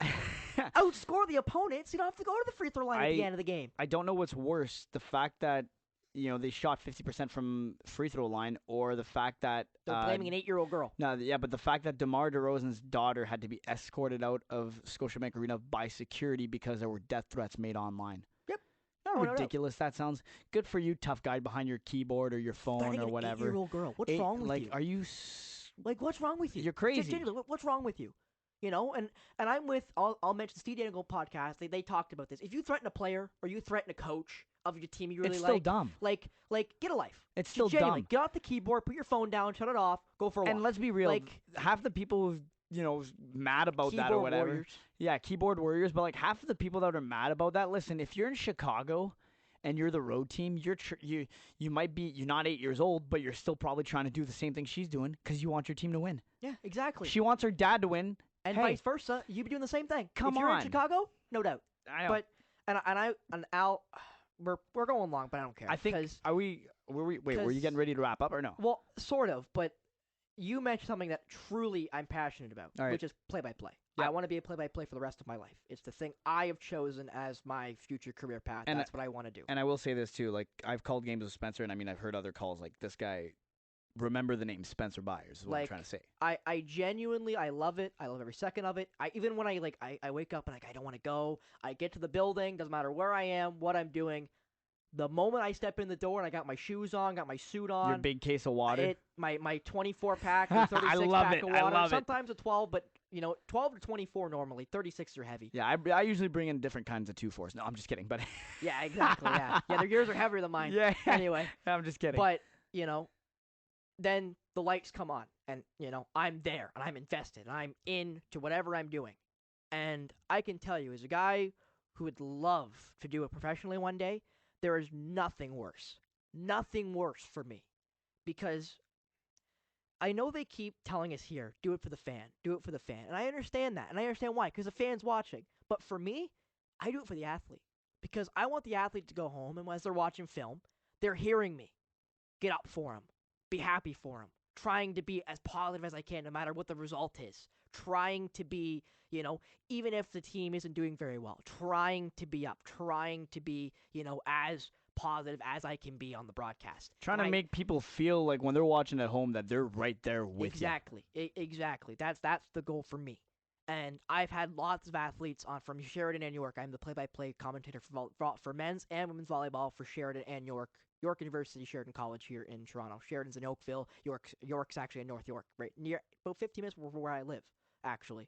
But I've had athletes talk to me and say, how much they like my stuff and how happy they are with my stuff, which really makes me happy. And I can tell you, and I'm gonna say this because it upset me and I was horrified. And I haven't heard anything, so I don't think anything shook out from it. But Sheridan hosted the OCAA's this year, the women's OCAA's, which is their championship. And the winner of that goes to CCAA's, which is the Canadian for college, which is the Mecca. Obviously, Humber won. They've won, I think, 13 out of 15 championships now. Humbers are armada. Freaking Humber, man. Come on. Women's and men's volleyball, they're fantastic in both. Yeah, I remember when Fanshawe won it a few years ago. That was nice. But they actually won 2 years in a row. They won the 2 COVID years. Yeah, I believe. Because Fanshaw's Falcon awesome. Yeah, I bet. Yeah, I won't want sense about it, I don't think. No, you can't. I said Falcon. It's a bird. Yeah, people got the reference though. They hashtag that stuff. They put it on their brand and everything. I remember I still have the T-shirts and stuff from like my Frosh week there. Anyways, so to continue, there was a game between St. Clair, the Saints, which is Windsor, and I want to say it was Seneca, which is North York as well. The Sting. Yeah, which is right near me again. I've driven by their campus, one of their campuses at least, and I felt awful for St. Clair because the broadcast did not go the way I wanted it to. Was not as positive as I wanted it to be. Because again, Sheridan only made it because they were the home side. They were the 9th seeded team in the division. They only made it because they were hosting. And then got, no offense, rolled by Durham, who went to the final in the end. Did the Durham Lords, who were fantastic too. I was gonna say the Durham Lords. Anyways, okay. Yeah. And I felt awful for St. Clair because, again, the broadcast did not go the way I wanted it to. It was not as positive as I wanted it to be because the last thing I wanted as a pure neutral, I'm being paid by Sheridan. If Sheridan's not playing, there's no bias. It doesn't really hurt my feelings who wins. Wait. So did you like give St. Clair a little bit too much love and you thought? No. Oh. I'll say my partner did not give, I thought was too hard on St. Clair. And I can show you the broadcast and show you why. I don't want to. Yeah, fair enough. Yeah, I don't want to. I don't want to badmouth. Don't even mention the date. No, I won't. I don't even think you did, but anyways. But it upset me. It really did. And I wanted to apologize for Coach Al Turk, but I was apologizing for something that I didn't A do, but B he wouldn't have heard. Right? So like it would have been no point. It's one of those where it's like, what are you talking about? And then then you're like, oh. And then obviously they just lost. Like St. Clair did end up losing. I believe in 3 sets because every game went to straight sets. And I felt I didn't feel good about it. I still don't feel good about it. I still think about it, and it still upsets me because the last thing I want, because at the college level, I haven't done it at the university level. I plan to do it next year if I get to New York again. Before every college game, I went to both coaches, said, hello, my name is Spencer Byers. I'm the play-by-play here at Sheridan. Can I ask a couple questions? And I asked every single coach a couple questions, and obviously Sheridan's coach and the away coach. Pro tip to anyone that wants to get into play-by-play as well, that's a great way to end up having a conversation, or mentioning, that's content right there for stuff to talk about on your broadcast. So, exactly. Do like Spencer. Yeah, so I didn't do it at the university level. Upsettedly, by the way. I should have, but I guess I can't explain it. I just didn't. But for Sheridan, I do. And I talked to Coach Al Turk, who is the St. Clair coach. Really nice guy. Quite like him. And that's why I felt so bad. Because every coach has given me the time of day. Every coach has been happy to give me a couple questions. Which they don't have to, right? They can tell me to piss up a rope. Yeah, they don't have to talk to me. What'd you say? Piss up a rope. That's a clean one. I don't even have to censor that one. Bryson can hear that one. That's my 7-year-old nephew, by the way. Hi, Bryson, if you're listening to this. But I never heard that one. And I guess I got Al to laugh. See, I got him to crack up. It couldn't make me crack up. I got him to crack up. I didn't break my leg, Al. I can't even do it. I'm laughing. Break your leg. Anyway. But no, because again, even when when Sheridan was playing or when York was playing, and I'll say slightly jaded. Like I'm gonna get up for everything York does and everything Sheridan does because they're the ones paying me at the end of the day, right? Like when I see my paycheck, it's gonna be signed by the Sheridan AD and the York AD, respectively. But I'm not ever gonna down another team. I'm never gonna slag another team. I'm never gonna put down the opponent. Period. If they're good, bad, or indifferent, it doesn't hurt. Like I don't understand why you would do that because I'll even put it in the perspective of if my team wins and your team loses, but I say your team sucks, then how is my team good if your team's bad, right? Yeah, it just means I'd rather big up both teams and it be a great game. Like when I did the York versus University of Toronto game, bronze medal OUA game. The winner of that would go to the Canadian Championships, which the University of Toronto did. They beat York in 4 sets, and it was a great game. And I got up for both teams, and I went down and told both seniors, because the only senior for York was Andrew Tahi, who I had a chance to speak with a couple of times throughout my time at York. And then I went down to Falardo, the captain for the University of Toronto. I asked him how many seniors there were. There were like 6 of them. So I said, Evan, just tell your seniors, do some cool stuff tonight. I'm going to get up for you. There you go. And I drank, in a 4-setter, I drank between 6 to 8 bottles of water, I think. Yeah, it's crazy the amount. I mean, that's why Spencer brings like those waters, right? And I get up because I truly believe in, and I'll be honest, one of the professors disagrees with my perspective. And I'll explain why I have my perspective. Like what? Like the officiating thing? No, about the way you do play-by-play. He believes okay, you know what? that hold on, should be... Okay, go ahead. I think we can avoid this whole conversation and speed this up in terms of, like, first of all, does that person have any background that we have right now? No. Other than the fact that was it volleyball? It's not who you're thinking. Volleyball though. Yeah, it's for volleyball. 'Kay. Well, for me, for volleyball. Okay. Okay. Anyways, but like my point is like whether like other than so there is a lot of volleyball knowledge.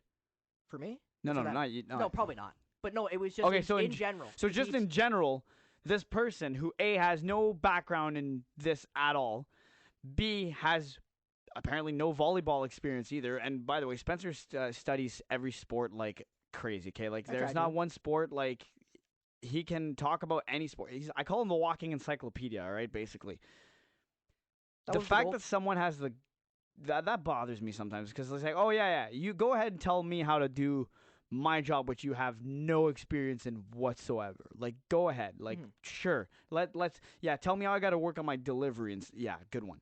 I don't know. I'm sorry. I hate people. I hate stuff like that in general. No, like, it's the uneducated trying to explain to the educated. Which is like, oh, cool. Which makes you just want to choke them. You're just like, come on. Why not really. For me, it's just like I'm gonna turn around and walk this way. Well, exactly. But no, and I'll finish the point. He believed that a goal in the first period is not as important as a goal in the third period. And I've had this reiterated to me multiple times. Both are just as equally important. And I hate that perspective because as a guy who would love to be a play-by-play, I don't care. Don't get me wrong. One goal is definitely more clutch than the other. Well, it depends on the score. If it's 5-1 in the third period, the sixth goal don't matter. No, I agree. But at the same time, though, like, either way, but the reason why it doesn't matter is because the goal you scored in the first period, right off the hop. Like, I agree with you in this. So I get up for everything, especially for volleyball because it's stop and start, which I love. It has really, really helped my play-by-play style because I like to get up, I like to get hype as much as I can. Yeah, as often as I can, because I believe if I'm into it, you're into it. Right? Oh, for sure. That's my perspective. That's why I'm up, you're going to be That's up. why people listen half the time is because people can relate or have the same passion that you have calling it, and that's why people appreciate play-by-play announcers so much is because they have the training to properly, describe what you're watching and what they're watching and do it in a very good way. But at the same time, like, the reason why play-by-play announcers and color commentators are so good and why there's favorites and stuff like that is because if you're able to tell a story in the same way that the other person is watching that same story unfold, that's where the connection's built. And that's why, it's a thankless job because it's like, hey, you're able to keep me into the game. And as much as I knew the game was exciting already as it was, you made it even more exciting just because you were feeling exactly what I was feeling, even though we were in two completely different areas. Yeah, exactly. It's awesome. And another thing for me, I'll make sure I wrap up after this point, is I love it even more because my goal is to even get the casual in. Because Jalen, my best friend, doesn't watch sports at all. It's like if I'm yelling, even he doesn't watch sports, can look at the TV like, what's going on? Why is that guy screaming? It'll catch the attention, like, it'll get everyone's attention if I'm up. Because I'm up. So I'm up in the first set, I'm up in the fifth set, and I'm trying to be the same. Obviously, for more pivotal points, you try to get even higher. But I try to stay a 7 for everything. Because I believe everything's important. Because everything tells a story. Every point, in volleyball especially, gets to where you want to be. I feel the same way with hockey, with every goal, every touchdown, every field goal, whatever. Yeah. I feel like you should always try to be up because you don't know when the game-winning goal is going to come. You don't know when the important moments are going to come. And especially for, again, stop and start volleyball, just be up for everything. The other reason, it's way more fun. Well, that, and the other reason too, like real quick, and then I'll send it to you to wrap up. But the other reason why it's important to be up and consistently, like all the time, it also, if you are a homer, let's say, but you're up both ways for both teams, nobody will ever know. Exactly. Yeah, no one will really pay attention to you. But that will be it here for us for episode 9-ish of The Outrage. Stay tuned. 10, episode 10, 10-ish. Break your leg! And then there's Al again. Had to get that one in. Of course you did. And that will be it here for us. We'll be back, hopefully, should be, next Monday, the 24th. There will be no class following us, so we will be able to do as long as we want, for as ever as we want, next week, and only on The Outrage.